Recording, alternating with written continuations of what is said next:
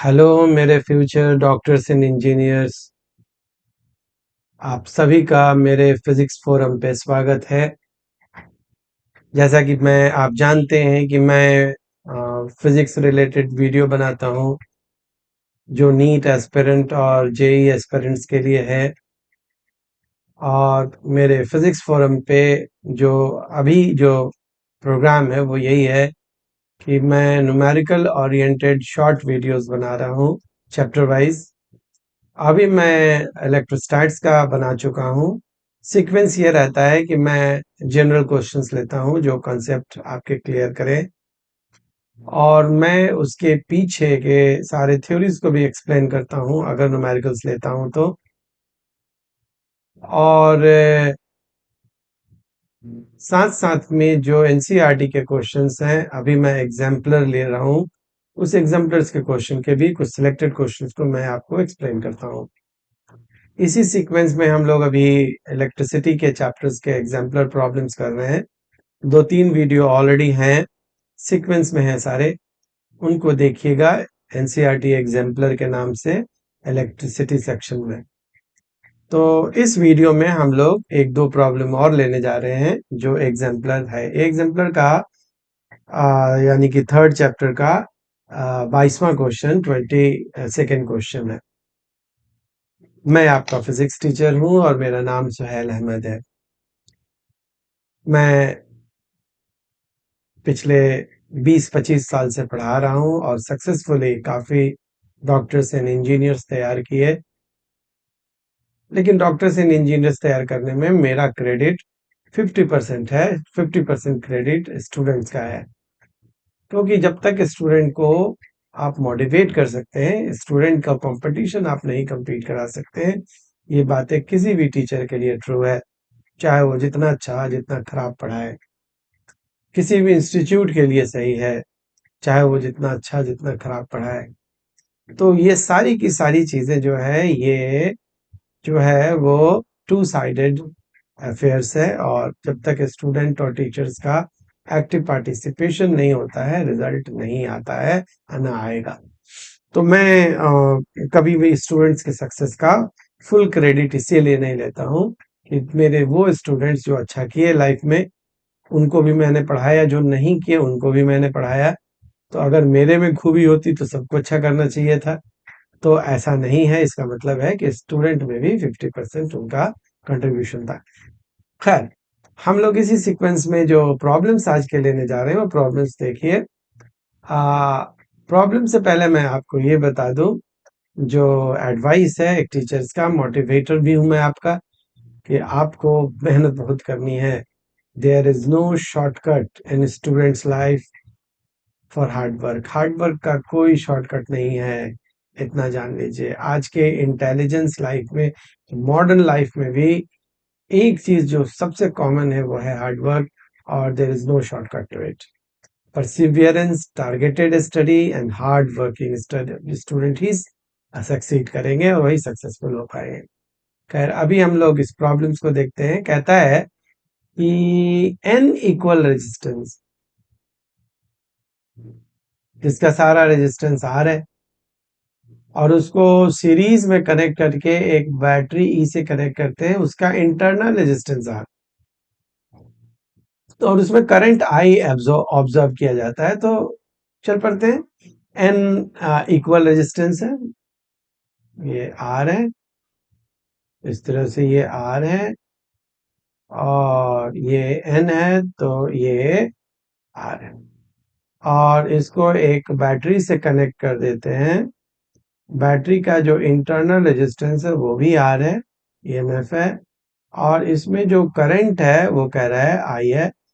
तो आई कितना होना चाहिए? आई क्या होता है? ई अपॉन एक्सटर्नल रेजिस्टेंस क्या हो गया? एन आर हो गया, क्योंकि सीरीज में सब ऐड हो गया, ठीक है ना। और हमारा plus internal resistance small R वो भी आर है, तो ये आ गया ई अपॉन आर, कॉमन ले लीजिए, एन प्लस वन, और ये किसके बराबर है? आई के बराबर आ गया, which is the equation number 1। अब क्या कहता है?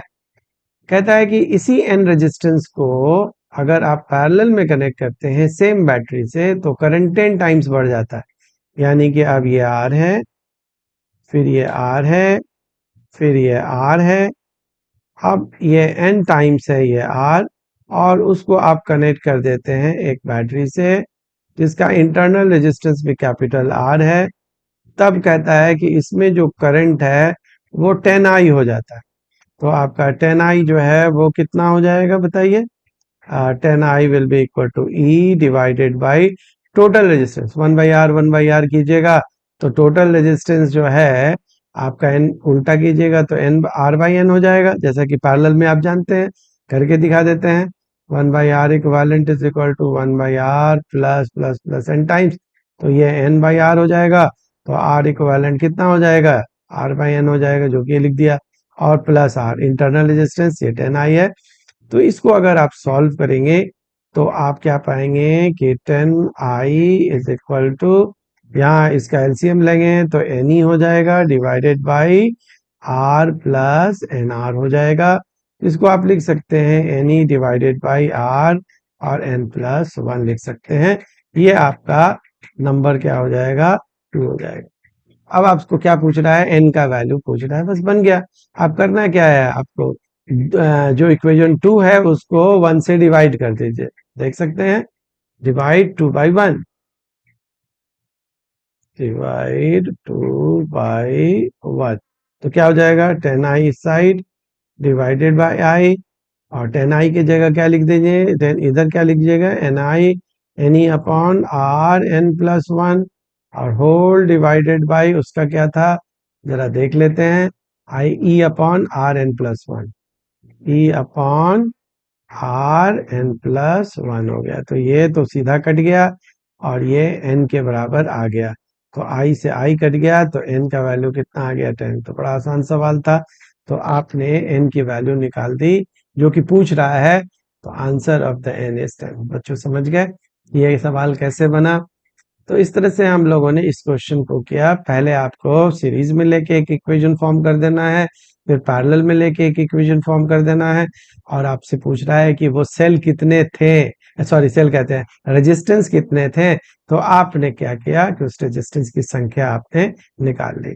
इसी सीक्वेंस में एक और क्वेश्चन लेते हैं। ये क्वेश्चन आपके लिए इसी एग्जाम्पलर से लिया गया है। तो ये क्वेश्चन जो है मैं अभी आपको देता हूं। इस क्वेश्चन में आप देख सकते हैं कि ये आपका ये रहा क्वेश्चन। इस क्वेश्चन में आप देख सकते हैं कि हम लोग जो हैं वो एक नया क्वेश्चन है ये। अब ये इस क्वेश्चन में आप देख सकते हैं कि एक सर्किट दिया हुआ है और इस सर्किट में दो सेल्स लगे हुए हैं। याद कीजिए, सेल अगर इस तरह का हो तो सेम ओरिएंटेशन, दोनों करंट एक तरफ देगा, positive negative, positive negative, positive negative, positive negative, ये सिंपल ओरिएंटेशन है। E1 है, E2 है, तो नेट रेजिस्टेंस क्या होगा? E1 प्लस E2 होगा। अगर ऐसा सेल लगा हुआ हो, क्योंकि मेरा काम कुछ दो है, थ्योरी भी बताना, ऐसा हो पॉजिटिव नेगेटिव, बट पॉजिटिव नहीं फिर नेगेटिव फिर पॉजिटिव, तो इसको रिवर्स ओरिएंटेशन कहते हैं। इसमें ई क्या होता है? बड़ा माइनस छोटा। तो बड़ा कौन है देख लेते हैं। बड़ा E1 का वैल्यू 6 है और E2 का वैल्यू 4 है, तो E1 माइनस क्या हो गया? E2 हो गया। ठीक है ना? नहीं तो मॉड में डाल दीजिए, अपने आप आ जाएगा, वो पॉजिटिव हो जाएगा। तो यहां पर आप देख सकते हैं कि ये सेल अपोजिट ओरिएंटेशन में लगा हुआ है। देख सकते हैं ना? क्या है? पॉजिटिव नेगेटिव फिर क्या है? पॉजिटिव। तो इसका जो नेट ईएमएफ होगा वो कितना होगा? नेट ईएमएफ जो होगा E1 minus E2 will be E। तो ये हमारा क्या हो जाएगा? 6, E1 का वैल्यू 6, ठीक है ना? ये 6 और इसका वैल्यू 4, तो 6 minus 4 which is equal to E। तो E इज इक्वल टू कितना हो गया? 2 वोल्ट हो गया। अब देखो E1 जो है बड़ा है तो करंट ये देगा, क्योंकि करंट क्या होता है? पॉजिटिव से चलता है, तो इस तरह से करंट फ्लो होगा, राइट? अब ये करंट ऐसे आएगा फिर ऐसे जाएगा, ठीक है ना? ये करंट की दिशा जो है आपको अब करंट क्या होता है? नेट करंट क्या होता है? EMF upon total resistance. कौन सा ईएमएफ की बात कर रहा है? नेट की बात कर रहा है। टोटल रेजिस्टेंस क्या है? एक का 8 ओम है और दूसरे का कितना है? 2 ओम है। तो 8 एंड 10 कितना हो गया? 8 एंड सॉरी 2 कितना हो गया? 10 हो गया। तो ये हमारा R1 प्लस R2 लिख देते हैं पहले। तो ये आपका कितना आ गया? 2 डिवाइडेड बाई 10। तो ये 1/5 दैट इज 0.2 एम्पियर आ गया हमारा। समझ में आ रही है ना? करंट आ गया। अब क्या पूछता है? Potential difference between A and B. इसका बड़ा अच्छा तरीका है। आप देखो, इस डायग्राम को हम पार्शियली यहाँ पर रख देते हैं, लिख देते हैं, क्योंकि ये इससे आसानी हो जाएगी। डायग्राम से ही एक नया डायग्राम बना, यहाँ पे। हाँ, हमने क्या किया? ये नेगेटिव, ये पॉजिटिव, फिर क्या आ रहा है? बी आ जा रहा है। और ये आपका E2 है। याद रखिएगा, E2 जो है वो कितने का है? 4 वोल्ट का है। 6 - 2, हाँ, 4 वोल्ट का है। अब आप क्या है कि करंट ऐसे जा रहा है, याद कीजिए, ये इसमें करंट ऐसे जा रहा है, करंट ऐसे जा रहा है। अब आप ए पे हो, मान लो, तो आपका पोटेंशियल कितना है? VA है। आपने सेल को क्रॉस किया नेगेटिव टू पॉजिटिव, तो पोटेंशियल बढ़ गया कितने से? 4 से। और पोटेंशियल बढ़ गया कितने से? 4 से। और 4 से बढ़ने के बाद इसमें एक इंटरनल रेजिस्टेंस भी है, क्योंकि हमने लिखा नहीं है। इसका इंटरनल रेजिस्टेंस कितना है? 8 ओम है। तो आप करंट के अपोजिट डायरेक्शन में क्रॉस करते हो तो आपका रेजिस्टेंस बढ़ जाता है, पोटेंशियल। तो प्लस कितना हो गया? I × R। और ये आप कहाँ चले गए? बी पे चले गए। देखो, बहुत अच्छे से ये रूल मैंने मेन लेक्चर्स में भी बताया हुआ है, कैसे किरचॉफ रूल को ओपन सर्किट में अप्लाई करते हैं। ओपन सर्किट में अप्लाई करने के लिए क्या करते हैं? सबसे पहले हम लोग यहाँ पर क्या करते हैं कि जहां पर खड़े होते हैं वहां का पोटेंशियल मान लेते हैं VA। हो गया। सेल को अगर नेगेटिव टू पॉजिटिव क्रॉस करोगे तो आपका पोटेंशियल बढ़ता है, तो सेल कितने का? 4 वोल्ट, तो बढ़ गया। अगर रेजिस्टेंस को अपोजिट डायरेक्शन में क्रॉस करते हो करंट के, यहाँ पर हम लोग देख रहे हैं ये करंट है, इसके अपोजिट डायरेक्शन, ये करंट है ना, ऐसे ऐसे आ रहा है। मेन डायग्राम देखो, ऐसे आ रहा है करंट।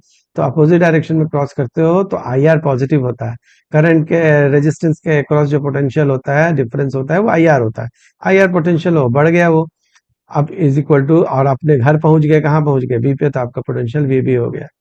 तो ये आप देख सकते हैं VA+4, आई कितना है हम निकाल चुके हैं 0.2, R कितना है? 8 है, तो 8 हो गया, इज इक्वल टू क्या हो गया? VB हो गया। तो ये VA प्लस कितना हो गया? 4। और ये 4 इज इक्वल टू कितना हो गया आपका?